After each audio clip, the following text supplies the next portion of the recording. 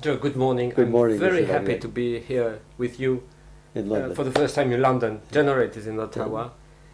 I was happy to see you because you are one of the key people in this crisis area, and I understand you had a very rich career in the politic with the cabinet ministry. Well, so a long time ago. Yes, and then the journalist. Yes, also a Experience. long time ago. And then in the end, you went to research. Yes. And my question Actually, would 34 years now. 34 years. And my question would be, after all that, if you have 1, 2, 3 points as very strong conviction to tell people what they expect in the field, what they would find really in the field, and you are very expert too on the Halifax Explosion. explosion, Yes, and you have studied many cases, and from that, if you could take the key points you would like to share with people. I think I would say two things. First of all, it would be very useful to look what has happened in the past, because most of our planning is based on false assumptions and lack of knowledge. And secondly, I would assume that communications will always fail. And let me give you the most current example. I've spent nearly 10 months at the ATSDR, which is the Agency for Toxic Substance and Disease Registry in Atlanta, over the past year. And we were looking at chemical contamination, incidents involving the chemical contamination of individuals. And we found 3 major incidents and a series of smaller incidents, mainly in the United States, but also in England. And they're all parallel. And none of the planning is based on what happens. For example, in almost every case, when persons were contaminated, some of the contaminated people were taken to hospital. The people who took them there and the people who treated them, including the doctors, all became contaminated. And all the plans assume we can stop it at the scene.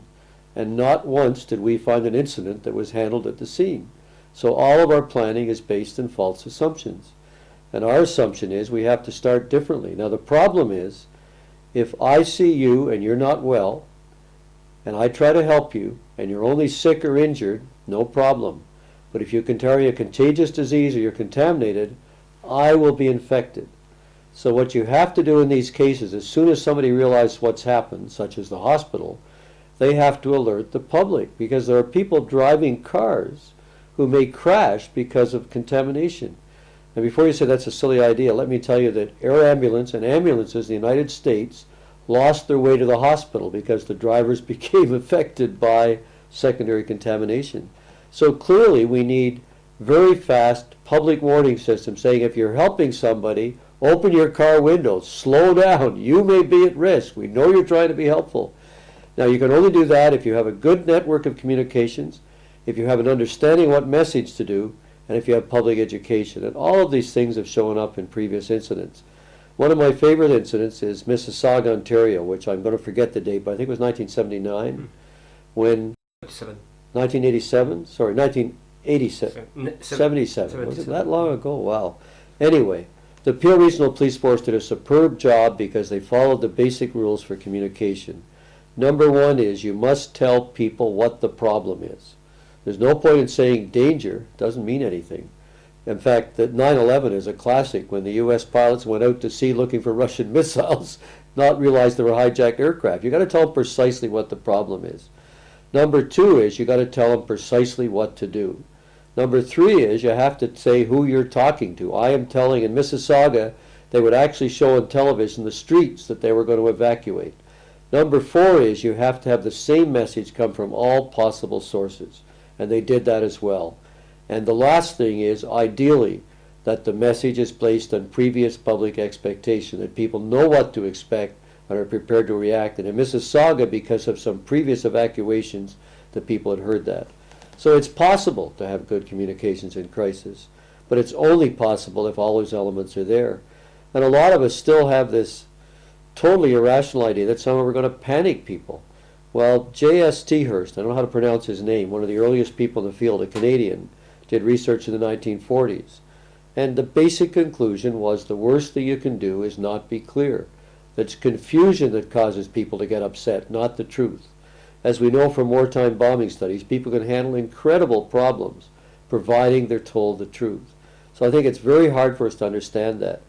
And the latest stuff in 9/11 in the United States that really bothers me is this color-coded warning system. I was in an airport in the United States, and they said the color code had changed from, I don't remember, it was green to orange or orange. It doesn't really matter what the color was. I have no idea what that means. No, who knows what that means? What am I supposed to do? Hold my bag tighter? I don't know. So the system makes no sense. There's nothing in there that says, here's what you do differently. So I'm really convinced there's a total lack of understanding of what all the research has shown in what we're doing in many ways in this sort of post-9/11 world. And I worry about that because it seems to me we've done research for a long time now, dating back really in detail to the First World War. A lot of excellent American research of the post-World world. It's all post-World War II world. It's all parallel, and it's not being used effectively, and it's not being understood, and I find that very worrisome. And in the chemical contamination area, I mean, it was quite scary to realize that we've had a lot of experience. We've had major incidents. We had one in Italy in 1943. We had the two in Japan, Matsumoto, and the sarin gas attack in Tokyo. We've had a series of smaller incidents, and they all lead to the same conclusions, and none of those conclusions are being used in the planning. And that's frightening. My understanding is that when official authorities know, they tend to react negatively, saying if we say they will panic. And now we have a second step. They don't know. So what can they say if their culture is never say anything? And in addition, I don't know. So this is the challenge today. Problem. That's the ultimate problem. You don't know, but you say you don't know. That's the truth. I mean, nothing wrong with saying you don't know. I was also impressed with Peel Regional Police. I spent 6 months with them after the evacuation of Mississauga. And on one occasion, there was an armed robbery, and there was some shooting.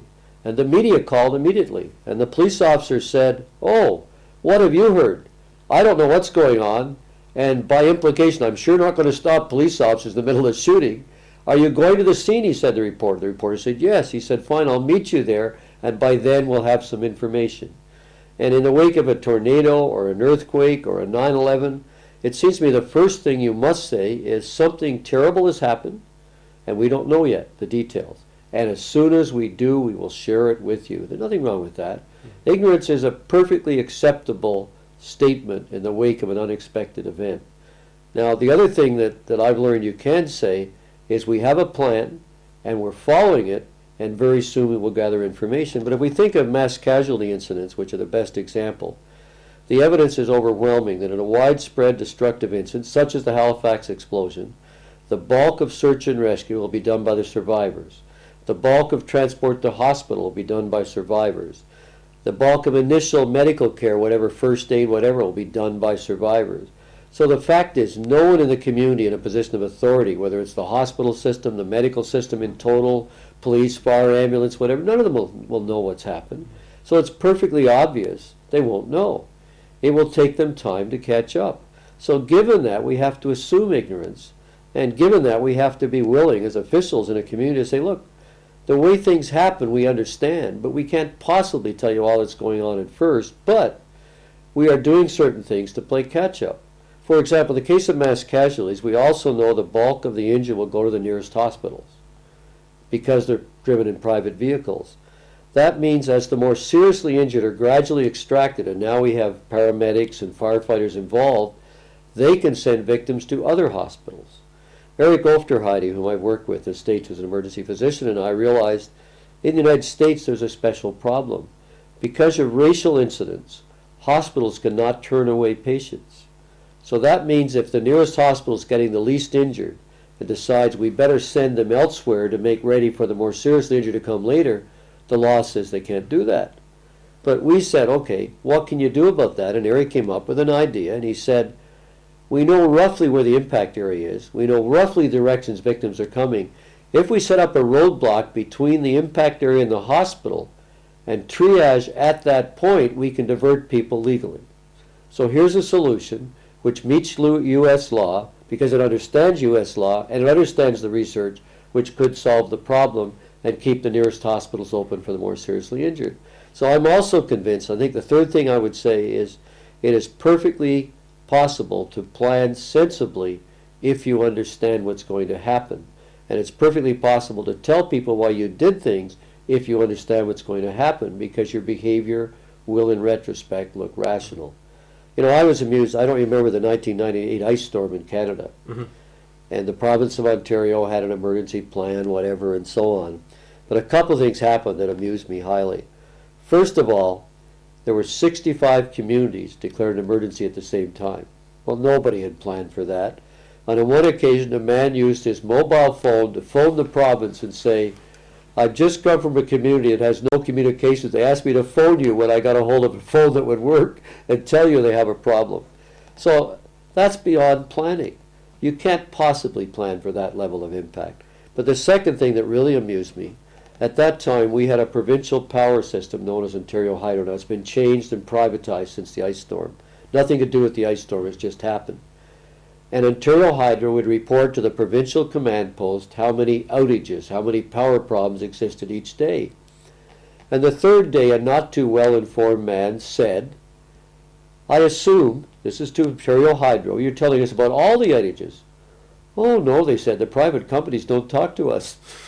Nobody had ever asked the question. I think the hardest thing to do in a response to an emergency is admit your ignorance and simply say, look, I don't understand. Now, Ottawa, the region of Ottawa, Carleton in the ice storm, realized very quickly a number of things. One is the city wasn't that badly off, but the rural areas of the city were badly off and the neighbors were worse off. And what people really needed was not medical support or anything else. What they needed was water, because their pumps weren't working, and firewood, because they wanted to use their wood stoves. And that was nowhere part of the city plan. So they changed their operations center to become a provider of firewood and water to their neighbors. They totally changed their plan. All of the things they thought they'd have to do, they didn't have to do. And they were competent enough to realize that and adjust. And they brought 2 people into the emergency operations center they never even thought of using, Mr. Firewood, Mr. Water, and handle that. And then they said to themselves, what can we use as a distribution point? We don't have any plans for this. Well, they said there's no point in using, fire departments. In the rural areas, there are fire departments geographically spaced. So they used those as and everybody knows where they are. Those became the distribution points. Something else that happened in the ice storm that was very impressive. They asked for military assistance. The Canadian military came in, and the first thing they did was survey the entire area. And then they did that every day, and every night the officers came in and said, this is the situation here, and here, and here, and here. They had a complete picture every night. And they did that so well. The military call it intelligence. I call it common sense. But they did it so well that the city started depending on the military for information. And you know what happened the first military briefing? He said the problem is not in the city, it's in the neighboring areas and the rural areas. Within 24 hours. No, that's not true. Within 6 hours, the military had correctly assessed the problem. And the city said, wow, they are really good at this. But that's what's required in every incident, that somebody goes out there, finds out, and then makes decisions on the basis of that. And the military response was very good. The military did one other thing that I still think is one of the most outstanding things that ever happened. The area that was hit by the ice storm is dairy farming. And the farmers lost power, and now all cows are milked by electricity. And just imagine yourself a farmer, you have no electricity, you can't milk your cows, and 2 soldiers walk down your lane and say, I grew up on a farm and I can milk cows by hand, can I help? The general canvasses soldiers to find how many were farm boys who could milk cows and sent them to help the farmers. Now that's brilliant. Adaptation. Adaptation, just brilliant, absolutely brilliant. And who would have thought of that? Is that anybody's plan? No. Is it brilliant? Yes. Why was it so good? Because they recognized the problem. Is there anything we can do to help? I said, oh yes, there is. Did every soldier help? No, some soldiers can't milk cows. But some of them could, and those went to help. Now, you could say the farmers should have had backup generators, etc., etc. That's true. But the point is, to me, is not to look back and say, what should we have done, but look forward and say, what can we do now? Accept the way it is. And I think that's terrible. And those are one of the lessons that I would have to learn. But the saddest lesson, you mentioned earlier the Halifax explosion. The saddest lesson from Halifax is Dr. Frank McKelvey Bell, who was the Chief Medical Officer, Military District Number 6 for Canada. wrote an assessment of what they'd done after the explosion and said, this is what we can learn. And I'm the first person to read it since 1919. Nobody ever made it public and nobody ever shared it. And yet it's, you know Henry Quarantelli very well, perhaps the best person in the world in our field. He wrote a book on emergency medicine and what we should do in these environments. McKelvey's model is Henry's. He spotted this 3/4 of a century before Henry, and the report was shelved. So, could we come back to Halifax? Yeah. First, what happened, then the consequence, and then what did this person discovered, and where did... I'll tell you. What happened in Halifax at 9:04:35 a.m. on December the 6th, 1917, a munition ship, the Mont Blanc, a French ship carrying munitions, exploded with an explosion that's now believed to be 1/7 the power of the first atomic bomb. Halifax in those days was a city of 60,000. 1/5 of the population were killed or injured. At least 2,000 private homes burned. In those days, people lived in individual wood houses. A lot of shipping in the harbor was damaged. All the hospitals were damaged. And probably 1/3 of the population was left homeless. There were fires everywhere. And the fire chief and his deputy and most of the senior fire officers were killed in the explosion, among other people. Some doctors were injured. The system did the best they could, but an engineer devised a medical system which provided twice daily supplies to all hospitals, including emergency hospitals, transport for incoming medical relief people, etc. A very well designed system. It wasn't done by Frank McKelvey Bell. It was done by an Army engineer who was asked to do it. But McKelvey Bell looked after the system afterwards. And after he looked back, it wasn't his idea, and said, wow, this worked very well, he wrote out what they had done and what happened and how they put it together.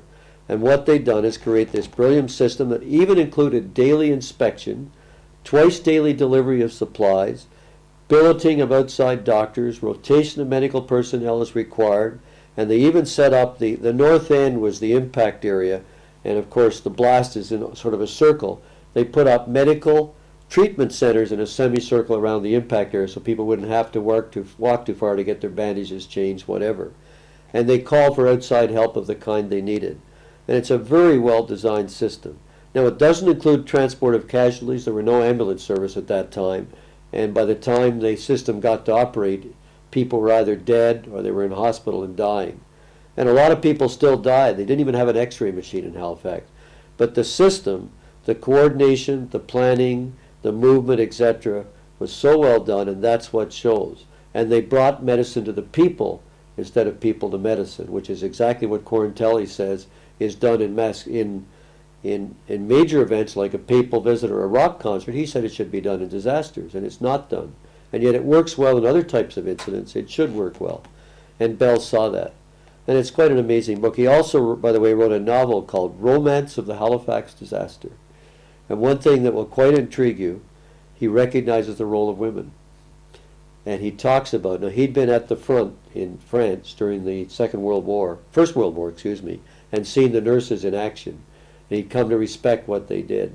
And part of the book is a praise of women. It's quite interesting.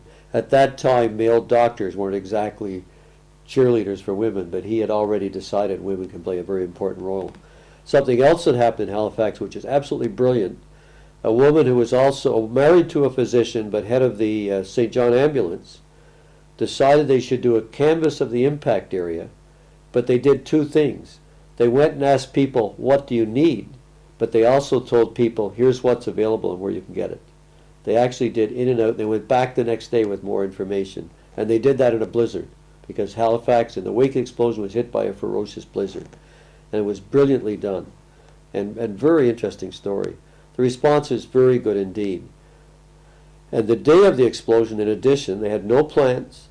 A group of community leaders, including the deputy mayor, met and set up a shelter committee, a food committee, a medical committee, a transportation committee, and they got a line of credit from the Bank of Nova Scotia within an hour. And they also sent out some messages saying we need help, which they really did. But even by then, the trains from nearby Nova Scotia and New Brunswick were coming in with help. And there was an enormous response from the surrounding area that day. Later on, there was also support in the United States, but that was caught up in the blizzard. That took 48 hours to get there, as did the trains from other parts of Canada. But the neighboring areas of Nova Scotia brought in train loads immediately. And some people, by the way, were sent in outgoing trains to places that still had medical facilities that were unused. But it's an amazing story of response, and it's not been really told very well. A lot has been told about the explosion and the problems, whatever. Very little has been told about the brilliance of the response, and it really was a brilliant response, in my opinion. To a thought of how are we going to organize ourselves to tackle this problem? Same way, I mean, we know from experience what we can do. We have to accept the fact that in major incidents there will be no site, there'll be no site control, that individuals take part in the initial response, that they will do search and rescue, that they will transport people, and we have to adapt our plan to say, okay, how do we catch up? And I look at emergency planning as catching up to the initial response. And then we can do something about making adjustments and making decisions and whatever. But we have to realize we will have no control in the early stages. No point in planning to do something dramatic in the early stages. It won't happen. I don't think you can ever educate everybody to behave perfectly. But there are some adjustments. For example, if it's true, and I believe it's true, that the victims will be brought to hospital. I don't know what you call it in France. We call it emergency in Canada. They call it casualty here in London. But anyway, to a hospital in a private car. Now, it's difficult to extricate somebody at the hospital from that vehicle without causing them further injury. Hospital staff aren't used to doing that. Firefighters, the pompiers, and the ambulance people are both used to doing that.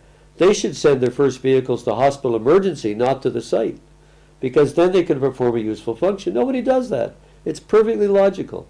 And as soon as you understand what actually happens, it makes sense that the experts in extricating people should be at the hospitals, not searching for victims at the site. I'm not saying you don't send them to search as well. I'm saying a critical function is extricating injured people from private vehicles at hospitals, and the only people trained to do that are paramedics and firefighters, and they don't go to hospital. Very simple to adjust your planning. One question you always quote Prince. Yeah, Samuel Henry Prince. It was the first study on that. Henry Quarantelli says there were more before that now. He now tells me Prince wasn't the first. Suppose it was the first or the second. Yeah. Could you clarify what this man brought into light? The truth, very little. Because Prince perceived things, he thought there was panic. He thought people did behave badly. He thought everybody pulled together after the disaster, which isn't entirely true. So Prince really didn't contribute much to long-term knowledge.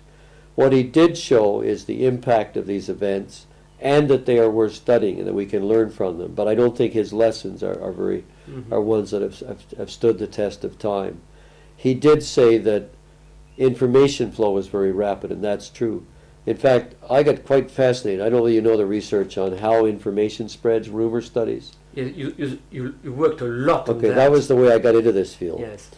The news spread faster in Nova Scotia after the Halifax explosion than it spread in the United States after Kennedy was assassinated, even though in 1917 there was no radio and television.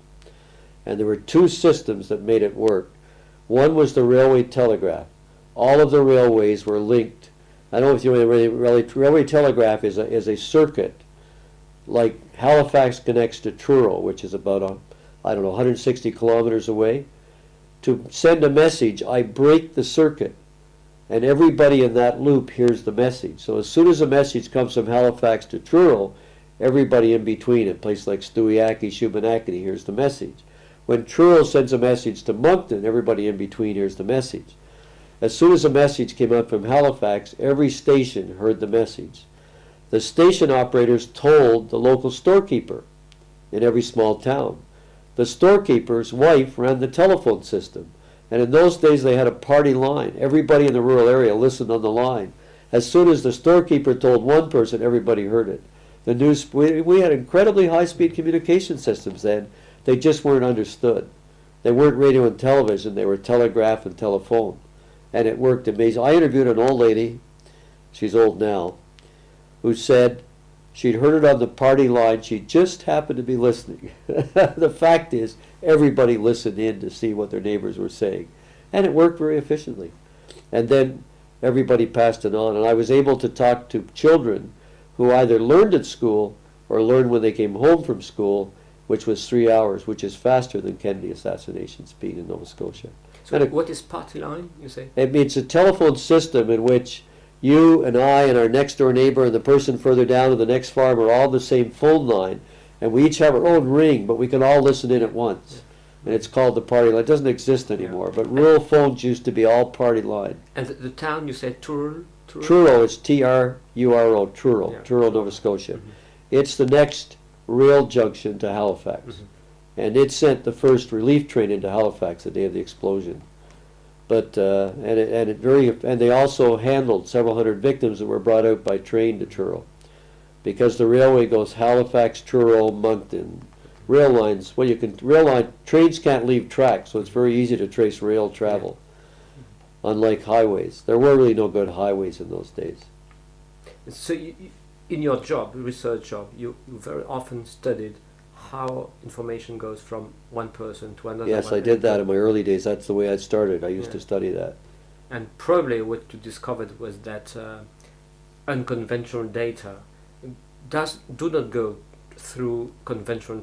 That's true, but the other thing, first of all, we found it's very high speed. Secondly, we found it's accurate. That the research in psychology that says that messages get distorted simply doesn't stand up. When Kennedy got shot in the United States and people told other people, they got it right. On 9/11, when planes crashed into the World Trade Center, they got it right. When messages are really important, people get it right. They pass it person to person by word of mouth very quickly, and they get it right. You know, my partner said a plane has hit the World Trade Center. And I said, oh, one of them hit the Empire State Building, and nothing happened. Another one's hit another tower, you know. But I mean, she didn't get, I heard what she said. It's very clear. It's not the kind of message you get confused. The other thing is, I think we don't understand this, that when people pass messages, if they're not clear, I just told you Truro, and you asked me, could you say that again? You didn't quite catch it. You ask a question. In a one-way system, when we broadcast something over the radio, nobody gets a chance to say, I'm sorry, I didn't quite catch that. Could you explain it? Interpersonal communication. We say, could you explain that? I didn't quite catch that. Could you spell that? That wasn't quite clear. So the communication system is probably more accurate than the broadcast system, because people have a chance to clarify something not under. What did you say?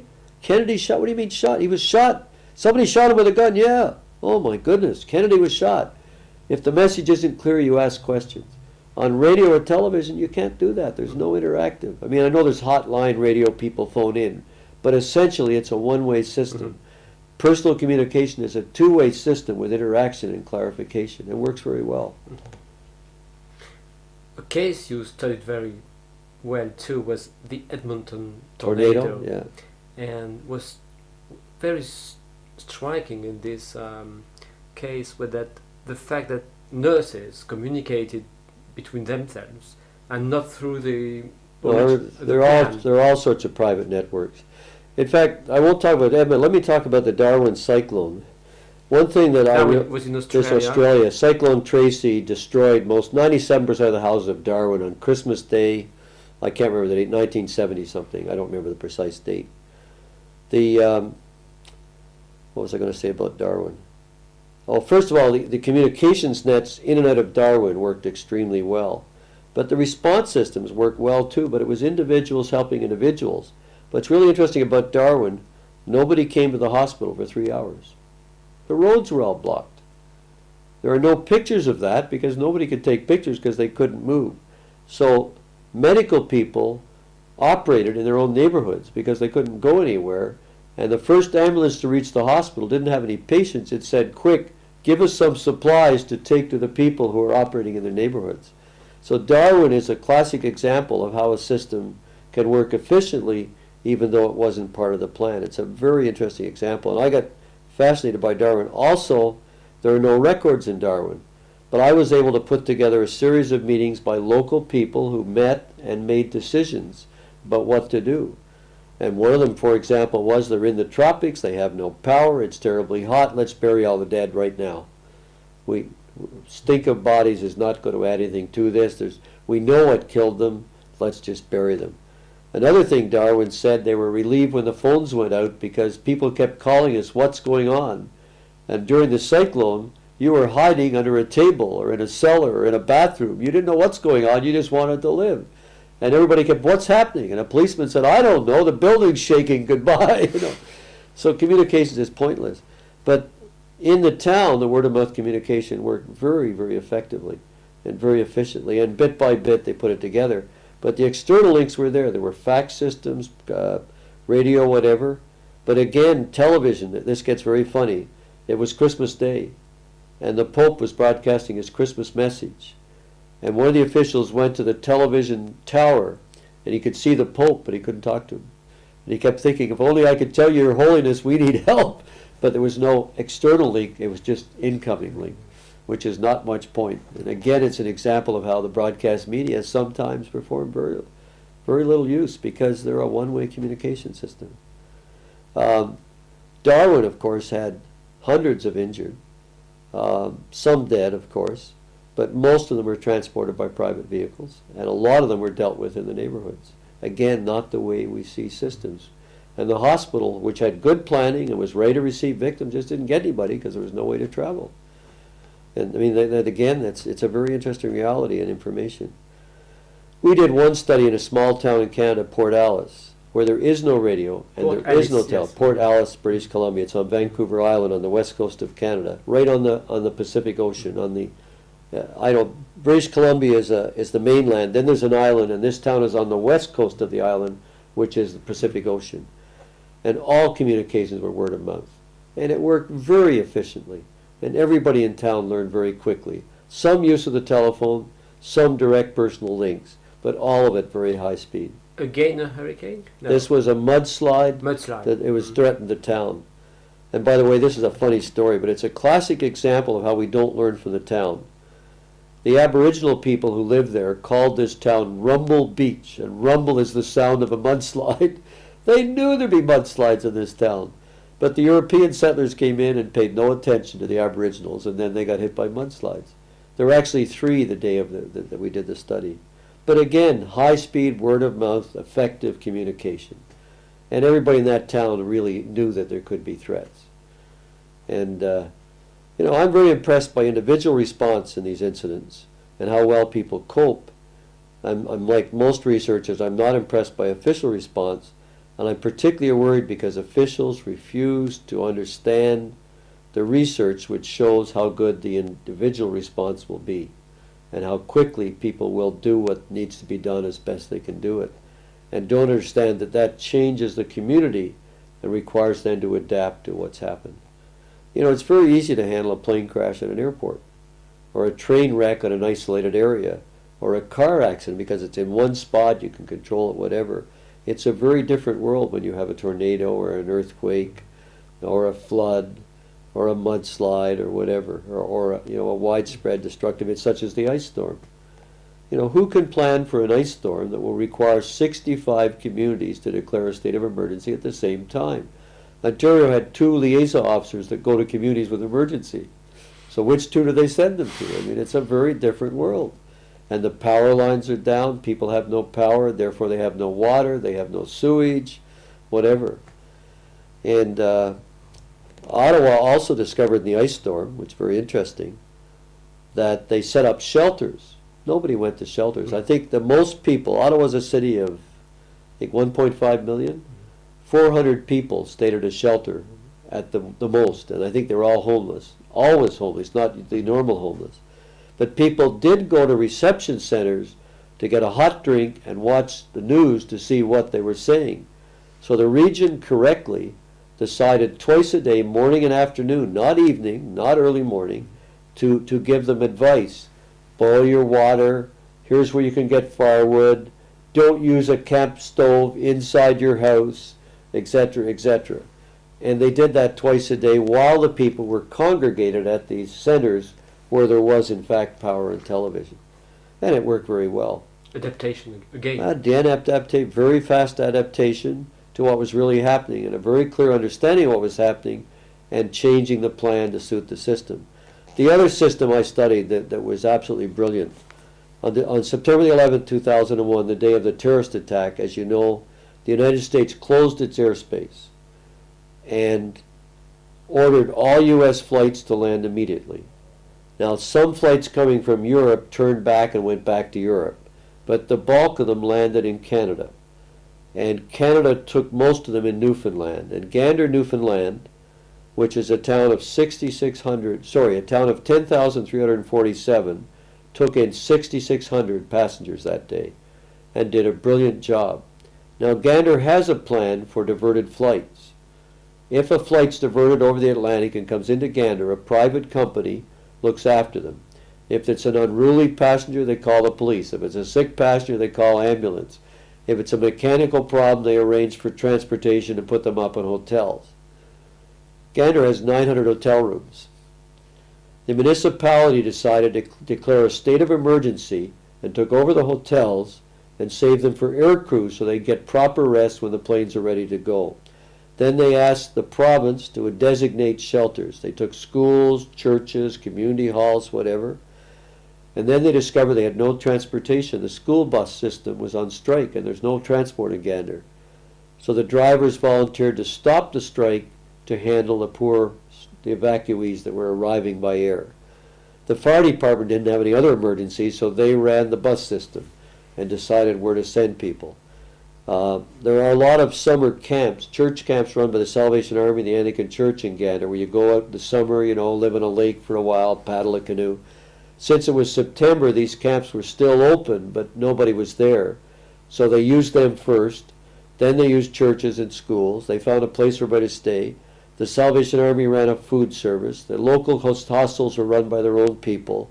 The school buses provided the transport. The fire department ran the transport. The hospital provided medical people to all the shelters. The municipality kept in touch with everybody.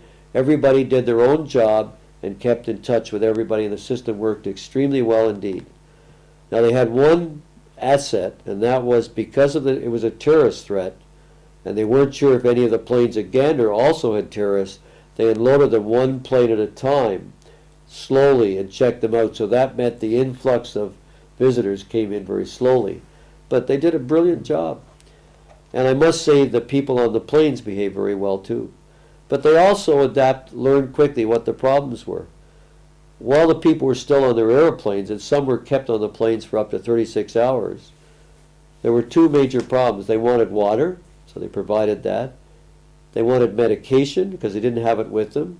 So the local medical community was able to identify every person's medical needs and provide for them, which was an amazing formula. And the pharmacies stayed open 24 hours to provide this. But the other problem was all of these people wanted to smoke because there's no smoking now. They provided Nicorettes for all the flights. Okay? They also had to look after the animals. So the Department of Agriculture looked after animals at the airport with the help of the Humane Society. And they had a few people that were genuinely ill. 29 passengers went to hospital. They had one case of food poisoning, salmonella. It turned out it had started in Moscow before the guy boarded the flight, so it wasn't a problem with the food on the plane or at Gander. But they had to quarantine people on his flight temporarily. They handled all these things very well. And of course they had no incoming flight, so they had no supplies arriving. So they had to cope with what they had. It was brilliantly done, and it was done in this case by having the airport decide about planes unloading, the Army, the Canadian Forces, the military look after security, the police also check with security, the fire department supervising transport, the school buses providing transport, the provinces designating shelters, the municipality deciding who would do what shelters, the telephone company putting in extra telephones, the hospitals providing medical support at the shelters, the Salvation Army providing food for the shelters. Each agency did its own thing, and they all kept in touch with each other. Rather than one central group issuing orders, it was a series of individual tasks with shared information. A brilliant response. How did they coordinate? No They kept in touch by having liaison. So the military had a liaison person at the airport. The town had a person at the airport. The telephone company had a person at the town. The province had a person at the town. The hospital had somebody at the airport and the town. And that's the way they kept no in touch. focal central No point. focal central point at all. Yes. Not necessary. Not necessary. Not necessary. And it wasn't necessary because the tasks were divided nicely. Is that part of a plan? No. Is it brilliant? Yes. Is it adaptation? Yes. Did it understand the real problem? Yes. And how did they cope with duration? Because they didn't know how They long. had no idea how long it would last, so they just decided we got to keep coping as long as we can. The biggest problems came when the passengers started leaving. There were new security regulations. The U.S. government kept changing the rules every hour on the hour for the next 3 days. The new rules were, if your plane takes off and everybody gets back on board and you count for every passenger and you've never opened the cargo hold, you can now leave. But if one passenger is missing, you must empty the cargo hold and check every bag. Now, in several cases, one passenger was missing. So that means there's a delay with that flight. And that delays the next flight. So that delays the transportation. That means the shelter has another meal to serve. And that caused some real problems. They had some serious problems. The only really revolt started when Air France passengers had hired a school bus to drive them to the end of Newfoundland to take the ferry to mainland Canada to continue the United States. They said, we want our baggage. They said, sorry, you can't have it, because we'd have to check every bag and that takes too long. And they got very mad. And the airport official got rude, and they got mad, and the fight started. And a military officer said, listen, first of all, surely you understand these are very difficult times. There's a lot of danger involved, and people are worried. So if anybody was rude to you, I'm sorry, but you must understand there's a lot of stress. And secondly, I will get your bags and check them out. And okay, if you want to take the school bus. But if you take the school bus and the ferry to mainland Canada, frankly, you're faster if you get back on the plane, which is true. But the real problem started. The United States opened its airspace only to U.S. aircraft. So if you were an American flying Air France to New York, you had to go back to Paris. If you were a Frenchman and you wanted to go back to Paris, but you were on an American flight, you had to go to New York. And you say, we want to swap, and they said, no swap. And a lot of people were really bothered. And in one case, a plane, everybody got on board, and the pilot said, oh, we're not going to Newark in the United States, we're going to Milano, back to Italy. And 3 passengers said, oh, no, I won't do that. And they said, you must, no. So they had to bring a psychologist on board to say, relax. So frankly, there were more problems on the departure than there were in the arrival. Surprise. Well, interesting. The other thing is there were some very important people who were in Gander, and not one of them ever identified himself or herself or asked for special treatment. But you might like this story. A woman noticed 3 people not eating at one of the shelters. And they weren't eating anything. Okay. And man had a dark hat, dark beard, dark clothing. I mean, he was a rabbi, Orthodox rabbi. And the other was a woman and her daughter. They were Orthodox. So he said, are you Orthodox Jews? Yes. Oh. He called the airport, I want kosher food. Well, Gander Airport handles private charters all the time, carries everything. They had kosher food in 20 minutes. And then the woman said, why don't you stay at our place? Well, the rabbi said, I can't stay with that woman and her child. They're not with me. They're also Orthodox, but it would be improper. Well, you stay with us, they can stay with another family. Well, they got a phone call for the rabbi. And the man answered the phone at the house and said, he's eating. He can't be eating at your place. He said, oh, we're Catholics, but we keep a kosher kitchen. Because the rabbi had got new dishes and blessed them. But the real surprise came, the woman got a call. And the caller said, I'm sorry, I can't get you a special plane. And I've talked to the boss, but we just can't do it. It was Mayor Giuliani of New York City calling personally, saying he'd talked to George Bush to get her a special plane. And she had never said a word. The other one that really impressed me, it was a woman sleeping on the floor of one of the schools. And the senior Canadian military officer walked up to her and saluted. She was a brigadier in U.S. military intelligence in Germany, and they wanted her. And they sent a special flight for her, but she'd never said a word to anybody or asked for help. And you want one more example of sensitivity? In Stephenville, which is another town that took in flights, they put people up in the armories. Do you know what an armory is? Mm-hmm. Yeah. And the officer in charge said, are there any passengers with any administrative experience? One woman said, I'm a staff sergeant in the U.S. Marines. He said, I'd like you to do something for me. He said, you're a passenger. I want you to stay with the passengers, but if you hear any concerns or problems, tell me so we can fix them. She came to me and said, there are 2 passengers who are Holocaust survivors. and they're very upset being in a military encampment with barbed wire, etc. Oh, he said. So he went to these people. He said, I'd like to take you on a tour. He showed them every room in the armories, including the code rooms, everything. He showed them that the gates were open. He said, you can walk any place you like outside any time. He said, none of the meals are being served here. You can walk for your meals and come back when you feel like. You can stay here when you like. You can go out when you like. There are no controls here. And in effect, relieve their fears. And there was that kind of sensitivity, which is brilliant in my opinion, absolutely brilliant. Mm-hmm. And that was the only complaint he heard. And they were relieved because they realized prisoners, it was just that that's the place where they were sleeping, but they could get up and walk around and go any place they liked. And a lot of things like that impressed me. Your message is, when the situation is so difficult, don't think that the solution is in a bunker somewhere. No. Go directly to the roots and then find the solution with the people and adapt. The local problem, yeah. That's absolutely true. And it's usually a very simple solution. Sometimes the simple solutions work fine. Mm-hmm. You've heard of Hugo Boss? Hugo Boss, no. Hugo Boss, the company, Hugo Boss, the big store. Well, their chief boss was in Gander.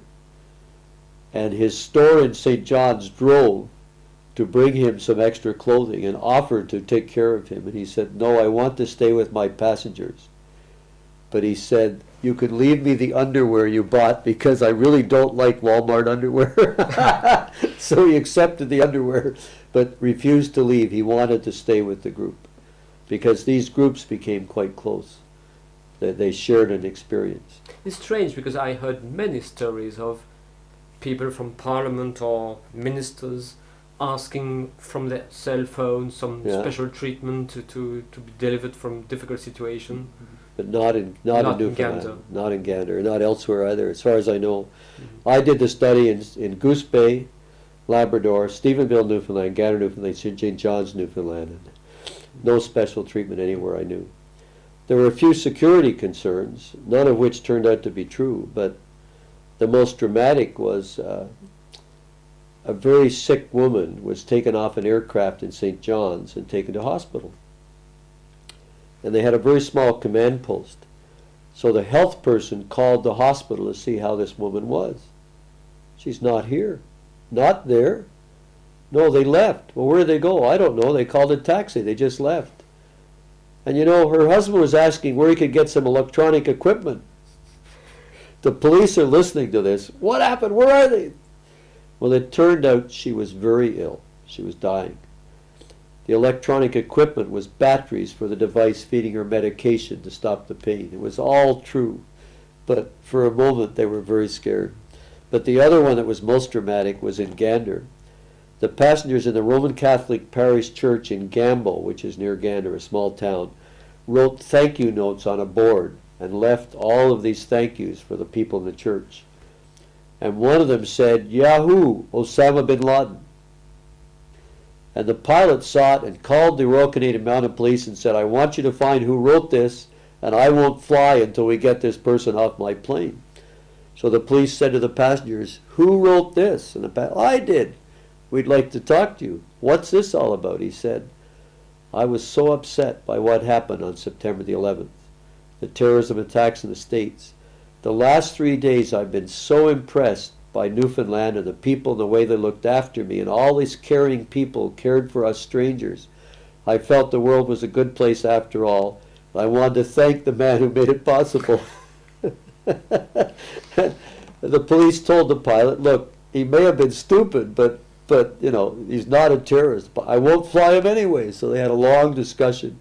The man said, handcuff me, I'll go any way you like, you know. They finally let him fly. But that caused a brief flap. So if we come back to Edmonton, I remember what you wrote. Probably better than I do. Very interesting too. It's the idea that these people go to the first hospital they find, and the alert between hospitals was made by nurses and not according to Oh, absolutely. What happened in Edmonton was that Edmonton is divided by a river. The tornado went from the south across the river to the north. We found in a detailed study of victims, only one vehicle crossed the river. All the northern people went to the northern hospital, the southern people went to the southern hospital. The hospitals on the outskirts, nobody went there at all. And the victims, in effect, made their own decisions, or sometimes ordered people to take them to hospital and still made the decision. So the victims decided who would go where, and they selected two hospitals, with one exception. The worst hit place was a trailer park, a caravan park in the northeast, and 200 people from that went to a forensic psychiatric hospital, which happened to be nearby, and asked for help. And some of them were seriously injured too. And the psychiatrists and psychiatric nurses performed their first surgery probably in 20, 30 years. And they did have some problems. But essentially the victims decided. Nobody would have planned for victims to go to a psychiatric hospital, particularly a forensic psychiatric hospital, but it was the nearest and it was available and people knew it. And frankly, it has a good reputation for caring. So the victims made the initial decision and they decided who would go where. And we also found something important, and that is ambulances did transport a lot of injured in Edmonton. And they transported people who were much more seriously conditioned than they usually do. But that does not mean that the bulk of the victims didn't go by private car. What it does mean, there are so many victims that even if ambulance performs well, they can't handle all of the problems. There were some other problems in Edmonton. That was that there was a second tornado warning. And they did plan to take some people by bus to a hospital in the outskirts, but the tornado warning made them move faster. They ended up bringing them to the same two hospitals, which were the two trauma centers, University of Alberta Hospitals and Royal Alexander. But even with that load, there were no delays at the hospital. Everybody was seen quickly and assessed. What happens in an emergency apparently is that there's a very quick assessment. If the person doesn't need quick treatment, then they're put on hold. But they are assessed quickly. And this is not triage at the scene, this is triage at the hospital. So I'm convinced that will happen at the hospital, but not at the site. At the site, nothing like that was done. At the trailer park, most people who weren't rescued by their neighbors died because they were the ones they couldn't get out and they had very serious injuries. So by the time they were rescued, they died. They would have died anyway. So if you could be rescued easily, you're put in a private vehicle taken to hospital. If you were trapped and seriously injured, you were eventually rescued by police or firefighters, but you probably died. There was very little rescue of people who then lived. In fact, something very sad in Edmonton, it turns out that you hang on there waiting for your rescuer. When your rescuer comes, you let go and then you die. Very sad. And that happens in mountain rescue, I'm told, as well. Something that I hadn't understood at the time. It seemed not to fit the model, but it did. But again, we had one bus driver, a city bus driver, realized they had no way for helicopters to land, took the flares of his bus and created a landing pad. And there were some children who were just slightly injured. He put them on the side of the bus looking the other way so they wouldn't see the debris and so on. People do some very, very sensible things. And something strange, so you say that people can't go easily to the hospital, and in Darwin nobody can come. Well, nobody could go in Darwin. And the reverse with SARS problem. Oh, people from Toronto directly from Hong Kong or oh my God, directly to the hospital, and then the illness is in the hospital. But also the ambulance people in Toronto got infected too, some of them. The problem with SARS was that, in my opinion, the initial stage, understandable. We did not know. We didn't know how bad it was. But the secondary wave, inexcusable, because by that time we knew. You know, they lifted the safety procedures in Toronto between the two waves of SARS. I had a grandchild born in one of the hospitals where they'd stopped having protection during that period, and then my grandchild went home, and then it started again. But that's very difficult. But the problem there was, as soon as we recognized screening at the airports, we did that very well in Vancouver, but not so well in Toronto. But you know, during the post-World War I flu epidemic in Saskatchewan, which is in Prairie, Canada, small towns tried to stop the trains from coming to their town with soldiers because they recognized they were bringing the flu. And the police were ordered to force them to take the trains and accept the sick people. But the police were unable to do that because they were decimated with the flu. But University of Saskatchewan in Saskatoon, Saskatchewan, quarantined itself and had no flu deaths on campus. They successfully put up the quarantine. We understand Quarantine was also applied during the bubonic plague of 1665 in London, where we are now. And they quarantined each house with the disease to attempt to stop the spread. We understood quarantine then. We failed in SARS to do some of it. We've known it for 400 years, you know. Yeah, but the networks today perhaps are a little... The initial spread, I understand. Nobody knew. The secondary spread, inexcusable in my view. You know, the second wave, not excusable, because that time we recognized the problem. And after all you saw in these cases, Yeah. or what you studied Yeah. in DRC, in Delaware with Corontelli, what are the other things you have in mind to address things like smallpox, like difficult SARS No, I'm problem? still, the medical area I've just started. I'm getting very interested. I've been reading about the plague in London. I've got fascinated. I've been reading a bit about the flu epidemic. I'm getting fascinated. I got interested in SARS, but I didn't study it. I'm just at the edge of what we know fit, and I haven't got very good answers yet. It seems the real problem is early identification, which is difficult, and then communication of the threat. But in Toronto during SARS, we had nurses being rotated among the hospitals. You know, just crazy. It doesn't make any sense at all. In Vancouver, all of the quarantine patients were sent to a residence at the University of British Columbia and kept there, and the staff stayed there. So there was no possibility of transmission from one place to another. Makes perfect sense to me. Why Toronto didn't do that, I don't know. But nobody seemed to know that staff were rotating. So you could look after me, become infected, and go to another hospital and infect somebody. That makes no sense. You know, but they didn't know that. They didn't realize a lot of people work part-time at this hospital, part-time. There's no interconnection that tells you that. And nobody recognized that was an important bit of information. So one of the problems in crises is that we may not know what we need to know, and therefore we may not properly identify the concerns because we don't understand what information is important. I don't think anybody thought the fact that I worked part-time at 3 hospitals was significant. All of a sudden it was important, and yet not understood. It's very difficult to anticipate all of the concerns. I mean, I think we'll always run into problems and incidents, so I don't have any concern about that.